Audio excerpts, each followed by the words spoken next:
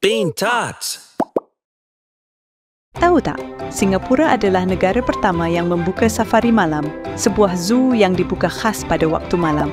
Semuanya bermula pada Mei 1994. Buat pertama kalinya, orang ramai boleh lawat zoo waktu malam dan lihat haiwan yang masih bangun bila bulan naik. Safari Malam Singapura dibina khas untuk haiwan malam, haiwan yang tidur siang dan aktif waktu malam. Contohnya, harimau bintang, musang dan landak.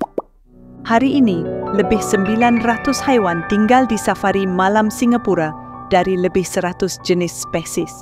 Ada yang sangat jarang seperti harimau Malaya dan kukang. Kamu boleh naik tram senyap atau berjalan di laluan hutan yang tenang. Di sekeliling kamu, haiwan bergerak dalam bayang-bayang. Dan kalau bernasib baik, mereka mungkin muncul menyapa. Tapi Safari Malam Singapura bukan sekadar tempat untuk seronok. Ia bantu kita belajar tentang haiwan dan bagaimana untuk lindungi rumah mereka di alam semula jadi.